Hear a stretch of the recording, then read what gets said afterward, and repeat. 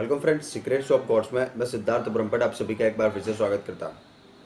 और आज हम आपको बताएंगे स्वामी विवेकानंद जी ने सन 1893 में शिकागो के अंदर विश्व धर्म परिषद के अंदर सनातन धर्म का प्रतिनिधित्व करते हुए उन्होंने एक भाषण दिया था, जो भाषण उन्होंने शून्य से शुरू किया था।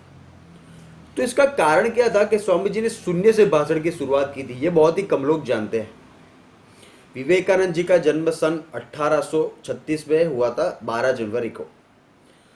और उन्होंने अपने ज्ञान, अपनी जो कल्पना है, अपनी ज्ञान है, अपनी जो बुद्धि है, उनके जो कर्म है, उसके माध्यम से उन्होंने भारत के हर एक युवा को उन्होंने प्रेरित किया था।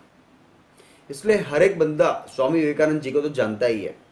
सिर्फ भारत में ही नहीं, पूरा विश्व स्वामी विवेकानंद जी को जानता है। आज भी शिकागो के अंदर उनके नाम की स्ट्रीट बनी हुई है।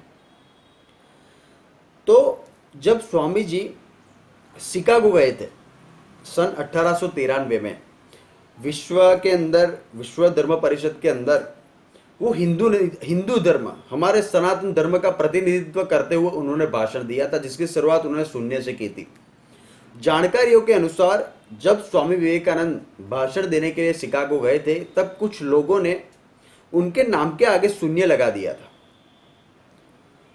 कुछ लोग उनको परेशान करना चाहते थे, स्वामी जी को। फिर जब स्वामी जी भाषण देने के लिए जा रहे थे, तब दो पेड़ों के बीच में किसी ने सफेद कपड़ा बांधकर उसके बीच में एक काला डॉट लगा दिया था, यानी कि शून्य लगा दिया था।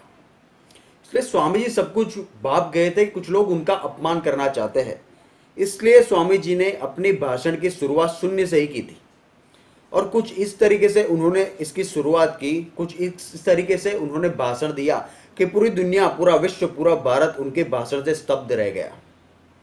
उन्होंने उनके भाषण के अंदर हमारे भारत की अतुल्य विरासत, वैदिक परंपरा, हिंदू धर्म की महानता और हिंदू धर्म का विश्व को जो संदेश है, ये सारी बातें उन्होंने अपने भाषण के अंदर इंक्लूड की हुई थी, जिससे पूरा विश्व स्वामी जी की इज्जत करने लगा था।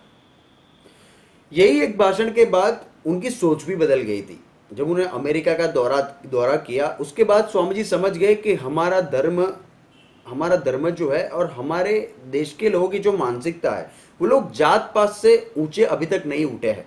धार्मिक चिन्ह, जात पात का भेदभाव, यही हमारे देश की एक सबसे बड़ी समस्या है। तो इसीलिए स्वामी जी ने जो लोग उनका अपमान करना चाहते थे, उनको शून्य कहकर उसी से शुरुआत करने के बाद स्वामी विवेकानंद जी ने पूरे विश्व को एक अतुल्य संदेश दिया था।